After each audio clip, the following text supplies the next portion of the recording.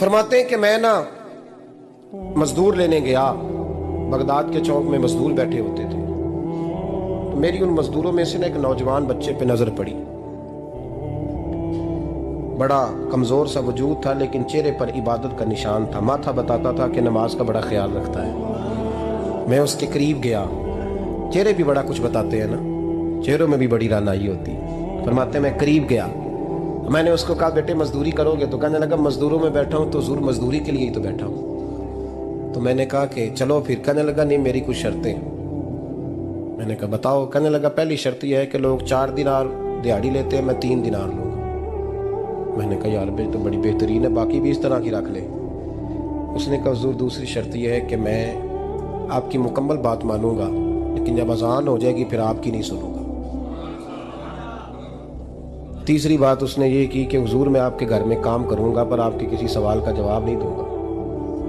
कहते मैंने कहा यार तू बड़ा अजीब है, शर्तें तो मालिकों की होती हैं। कहने लगा जी बहरहाल मैं शर्तें लगा के जाता हूँ। फरमाते मैं उसे घर ले आया,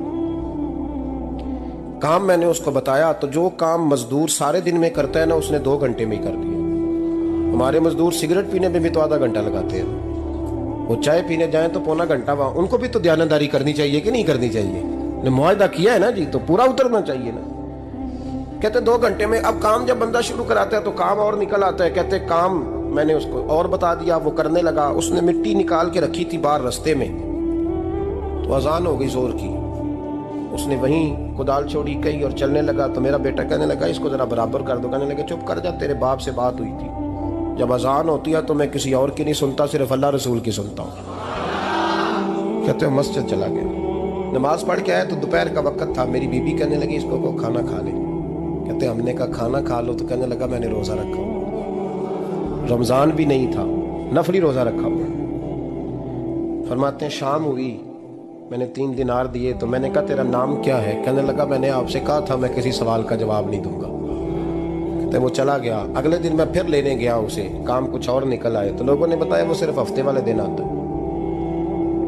मैंने कहा क्यों? कहने लगे जी वो कहता है मेरा हफ्ते का खर्चा 3 दिनार है, जब 3 दिनार कमा लेता हूं तो बाकी सारा टाइम अल्लाह रसूल की जिक्र में गुजार दिया करता हूं।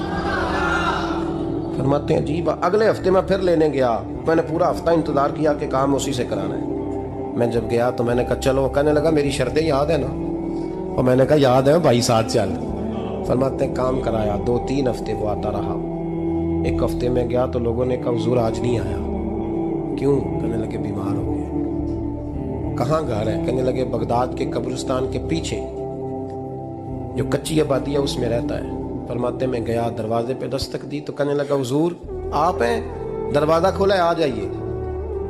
फरमाते मैं अंदर गया तो मैंने कहा तुम्हें कैसे पता चला? मैं कहा तुम्हें कैसे पता चला मैं आया हूँ? कहने लगा हुजूर अल्लाह वाले हो, आप नहीं आना था, वरना अमीर तो गरीबों का पता लेने कोई नहीं आते। कहते मैं करीब गया तो कहने लगा मैं आपका इंतजार कर रहा था, तेज बुखार है, तप रहा। जेब से कुछ पैसे निकाले, कहने लगा ये पैसे रख लें। एक अंगूठी निकाली, कहने लगा हुजूर आज रात को मेरा